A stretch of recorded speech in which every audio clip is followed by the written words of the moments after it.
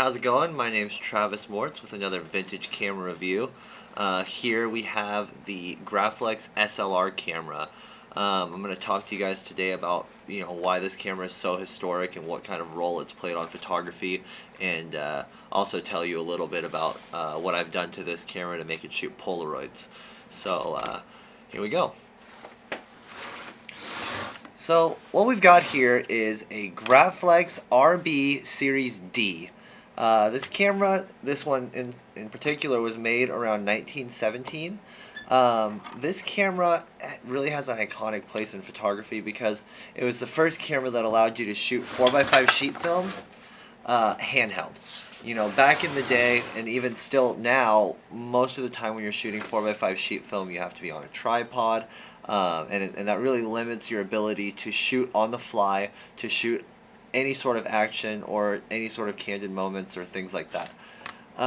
So what Graflex did with this camera is they put a focal plane shutter in here, and that allowed it to be shot handheld while viewing through the lens, because this is a single lens reflex camera, much like the Hasselblad, more familiar camera that you guys might be aware of.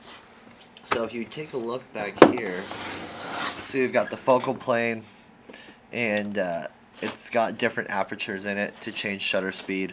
We'll talk a little bit more about that when we get to this camera. So because this camera was so easy to shoot handheld, it really appealed to professional photographers. So to name a few photographers that actually use this camera, Dorothea Lange was a heavy user of the Graflex RB cameras. Edward Weston preferred shooting this size camera, although he did have the 4x5. Edward was more inclined to shoot the smaller camera. He liked how compact it was. Who else had one? Alfred Stieglitz also shot a Graflex RB camera. Stieglitz was known even before Ansel Adams was known in the photography world as a great, one of the masters, and as well as Victor Hasselblad. Victor Hasselblad used a Graflex RB camera extensively in his younger years, and when he decided that he wanted to create a camera of his own, he basically created the Hasselblad with nearly the exact same design as this camera, just more compact, and it shot medium format film. So this camera has actually really influenced photography as a whole, because this camera was around before any 35mm camera even existed, let alone a 35mm single lens reflex. This truly was, the first of its kind as far as a single lens reflex camera, allowing you to see your subject and shoot your subject simultaneously. It changed the way photographs came out. Like I said, Dorothea Lange, she shot the famous Migrant Mother photograph. Well, that was shot with a Graflex single lens reflex camera. There's about eight other photos that go with that series, and you can tell just by the look of them that they had to have been shot candidly, and that's because they were. She used the RB series cameras when doing that assignment about the Dust Bowl and all the migrant workers that came out here from Oklahoma. So if you haven't seen Dorothea Lange's documentary, go check that out. Anyways, on that note, Dorothea Lange is the #1 inspiration for me to find one of these cameras, and once I found one and used it, I fell in love. The experience of using this camera is very freeing. You don't have anything holding you back. You could go shoot 4x5 film or Polaroids in this case and see what you're shooting while you're shooting it. So that's really excellent. So I actually really wanted to focus on this camera, but I wanted to talk to you guys about the original 4x5 camera first. This thing's a real beast. So we're going to close it up. And just to give you guys an idea of what this thing really was, in 1925, this camera sold for $140. Now, a new car would have been about $500 in that time. So just think about that. It was about 30 or 40% the value of a brand new car. It was a very, very elegant camera. This was the Hasselblad of its day. This camera is covered in Moroccan seal leather, which nowadays would not really go over so well, but that's okay if it's old, right? So Yeah, just to put it in perspective, this camera was the absolute beast of its era. Only the most professional photographers could even afford one, so that explains why a lot of photography's greats were using this camera, because it was pretty exclusive to have. So we're going to put this back on here. And what this is actually called, I'll go over this. This is called a bag mag, and it's got 12 different film septums in it. And the way you would change film is you would shoot it, and you would pull the septum into this bag, and then you would put it in the back of the stack, and then you would have your next sheet of film. Now, I'm not going to do that because this one's really old and doesn't work all that great, so I don't want to jam up all my film in there, but you can see the bag is deteriorating. I've got 3 of these, though, so thankfully I have more. But that's how you would be able to shoot this camera 12 frames at a time without changing film holders like a normal 4x5 camera. It made this camera almost like shooting a Hasselblad, but 4x5. Alright, so what we have here is the Graflex RB Super D. Now this camera's a little bit smaller than the last one. This one's native format was 3 1/4 inches by 4 1/4 inches. Now, for those of you guys out there who shoot Polaroid, you know that that's the same size as Polaroids. This is 3 1/4 by 4 1/4 inches. What that means is this camera shoots the native size of Polaroids. Now, when I realized that, I decided I could probably put a Polaroid back on this thing, and it would be fucking awesome. So I did that, and I was right. It's awesome. So basically what I like to call this is the ultimate Polaroid camera. Now, I have a lot of things to back me up on that. So the first thing is the fact that you can view through the ground glass of this camera and focus on your subject before taking your shot is something that no other Polaroid camera can do, to my knowledge. There's the Polaroid 180, 195, the 600 SE, the Mamiya Universal Press. These are all excellent Polaroid cameras. The Graflex XL, also an awesome Polaroid camera. But these are all rangefinders. And with a rangefinder, you're focusing on the distance of your subject, and then you're taking the picture. Now, and your frame lines are frame lines. They are not the frame. They are not the subject. They are frame lines around a distance scale. And because of that, I feel very disconnected with my photograph, I'll say. Because of, I like shooting a rangefinder for 35mm, but when it comes to Polaroid, I really want my frames to be exactly what they are. So, because of that, this is something that only the Graflex does. There's not another single lens reflex Polaroid camera that exists, and there's definitely not another Polaroid camera that exists that contains ground glass. Now, if you shot a Hasselblad or a Mamiya, that would be the exception. However, it's not the full Polaroid, so we're still not really in the same field as this one. Additional features that this has is that this camera has a focal plane shutter. And what the focal plane shutter does is it allows us to shoot from 1/30th of a second all the way up to 1,000th of a second completely handheld. Now, the 180 or 195, those have a maximum shutter speed of, I think, 400 or 500th of a second. Now, this goes up to 1,000th of a second, so that's effectively another stop, as well as the lens going down to f32. So now you could shoot, Fuji pack film, 3000 pack film in broad daylight nearly. Well, you could probably manage a broad daylight shot at 1,000th of a second at f32, basically allowing this camera to shoot in any situation at any time because of that ability. And because the camera is so heavy and the focal plane shutter drops the way it does, you can shoot at 30th of a second handheld and you won't have a blurry image. That's not something you really have to worry about as long as you're holding your camera relatively steady.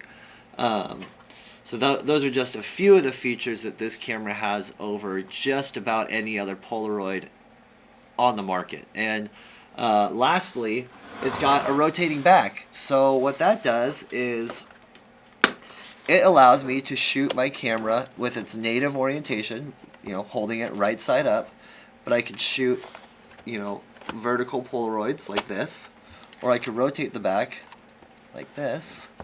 This is much like a Mamiya RB 6.7. and I can rotate the back and shoot horizontal without changing the orientation of my camera. And like I mentioned previously, we'll look at here. Let's see, you gotta be gentle taking it out. Here's our opening, and here's the opening of our Polaroid back. You see it's our native size. So what that means is that what I see through my viewfinder is exactly what I get on my Polaroid, whether I'm shooting landscape or portrait orientation. There's no cutoff, there's no, headway. Like if you shoot a 4x5 camera with this back, you're losing a lot of your outside of your frame, but not with this. I get to see exactly what I get.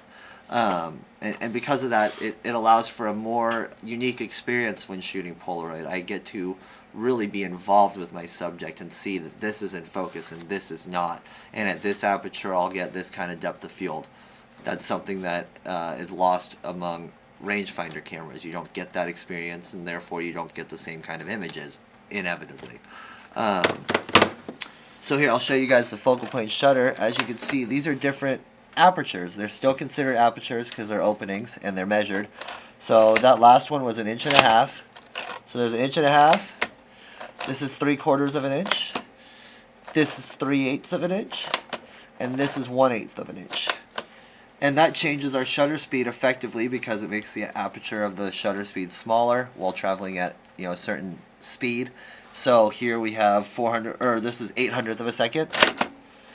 Gonna flip our mirror, and then here's 400th of a second. Here's 200th, and here's 60th. So, I mean, it's pretty awesome to be able to shoot this camera handheld. Like I said, that's not something you could do with a normal the 4x5 version is the same as this, of course. So yeah, like I said, it allows a genuinely unique experience when shooting this camera because you get to see exactly what's in focus, much like a 35mm SLR, but with Polaroid. Let's go into some of the other features of this camera. So also, what this camera has, this is the Super D. So as you can see, it says for automatic diaphragming. Well, automatic diaphragming, let's see if we can turn that, is this lens. This is what all of our lenses do nowadays, is where it opens up. Here we go. We'll shoot it real quick. So we open our lens to 4.5 so I can see and focus. But when I take the picture, it'll stop down to our desired aperture. You see how it closes down to f11. So, that seems like a pretty simple feature, but when you're shooting at f16 or, all the way stop down to, f32, it's very hard to see your image that you're focusing on. It's very difficult to focus. You can't see anything. So with this camera's lens, I can open it up, have a clear view of what I'm shooting, and then it'll stop down when I take the picture. The camera I had before this did not do that, and I would say that, yeah, it's a very, very big improvement between the two cameras because this one's a lot more enjoyable to shoot because of that. The attention to detail in this camera is really second to none. It's such an old thing, but it still works so perfectly. It amazes me. So I'm going to get into the side of this. We'll look at it a little bit closer. I'll talk to you guys a little bit about how to read that and how to operate it. So here we've got the side of the Graflex, and this is basically the control center for this camera. It tells you everything you need to know, and all of the controls are very obvious what they're doing. So I'll go over that. So here we have our aperture opening indicator. So this is at A, and that's going to tell us what our shutter speeds are. 30th of a second at low, 60th of a second at high. Now to go to high, you crank this bad boy about 10 to 12 times. Now we're on high. That changes the tension of our shutter, and it's going to give us a faster shutter speed. So here we go. We're going to turn this backwards. It only goes one way. As you can see, now we're at C, making it faster. Go over to D. Now, if we're at D, which is 800th of a second, or in this case, 1,000th of a second, and we decide, well, we want to be at a lower tension setting, you go like this, and that'll leave our mirror down, keeping our film safe. No light will be coming through. You can change it. So when we take the picture, this is our mirror lever. You can see the mirror go up, and then it actuates the shutter, and it all works in unison to go to your next frame, put the mirror back down, replace the shutter speed you were just shooting at, of course, and take another frame. And the beautiful mechanics of this camera are really fascinating to just be able to see the operation of the camera from the outside like that. So here we've got our mirror in here. You can see.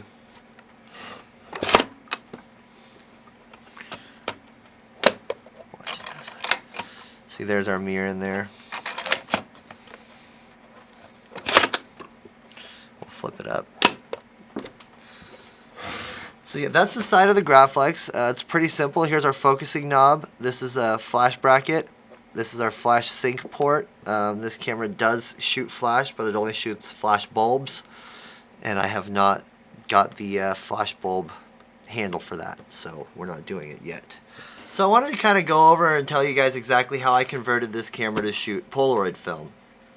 So I'll start with about 11 months ago, a buddy of mine, Steve Abbott, told me about this camera that he found in an antique shop, and he told me it was small and the size of the film, and I thought, well, you should make that a Polaroid camera. And he said you should go pick it up. So I did. I went the next day and picked it up, and when I got there, this is what the back looked like. It had a closed wall, it had one opening on the side, and a 1/2-inch buffer here. So I thought to myself, how's that going to fit in there? See, this is a much bigger camera, but it was the same issue. The wall here, it would not have worked out. This is how the camera would have sat on there, and also it was much too small. So I thought to myself, well, I could probably make it work. I'm going to buy the camera anyways. So I took it home and went to work on it, and what I did was I knocked down this wall here completely, which this is the side that had the wall. So I knocked that wall down completely. I had to open up this side a bit. You can see the brass. This is all brass too, so it's very fragile, very soft metal. So I knocked down this wall a little bit more as well. And these were a 1/2 inch, but it needed to be a 1/4 inch smaller on both sides. So what we did was went to a plastic shop and we got some plastic bar stock that's a 1/4 inch square, and it actually worked out perfectly fit in there. And I mounted all of the original hardware back onto those plastic bar stocks and mounted them back into the frame. And what it allows me to do now is slide this into here just like this. You see it's perfect fit. I line up this silver line with the edge of my frame. Let's see.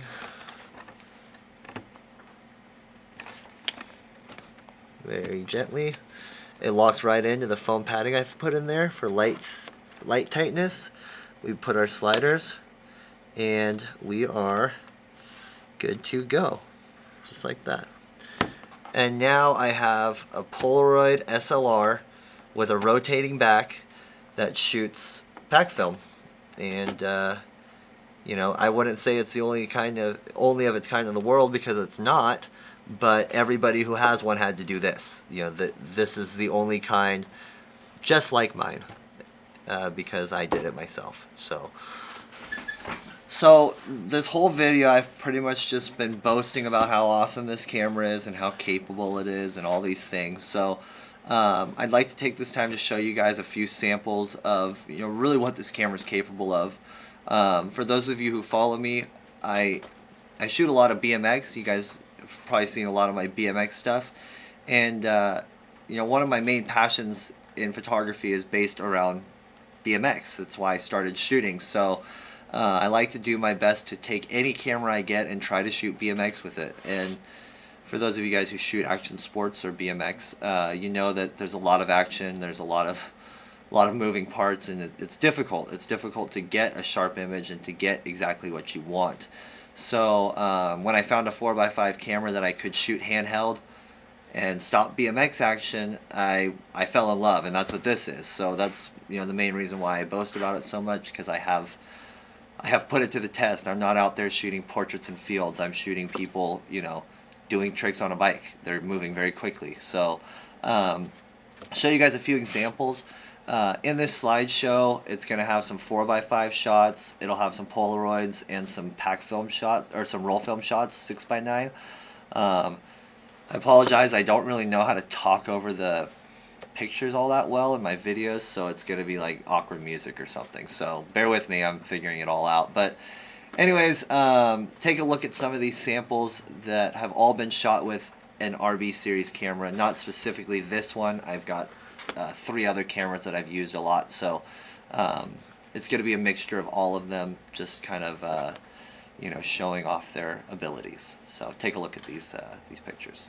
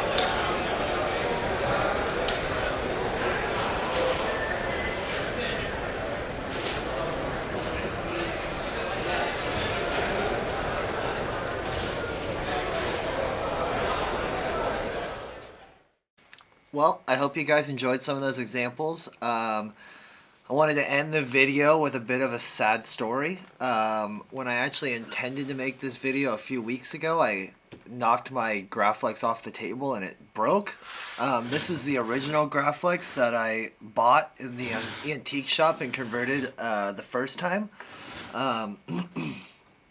So in doing that, I had to purchase this one for $275 and convert it myself. So I guess the moral of the story is don't kick your cameras off the table when you're filming a YouTube video. And hopefully 2016 goes a little bit better. This has been my most expensive video to date, so I hope you guys really enjoyed it. And I hope you guys enjoyed learning a little bit more about these Graflex cameras and how you could convert yours to shoot Polaroid.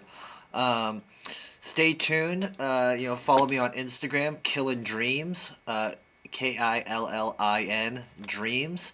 I'm planning on doing a Polaroid a day project for 2016 with this camera, so that should be pretty interesting. Until next time, guys, thanks for watching and have a good one.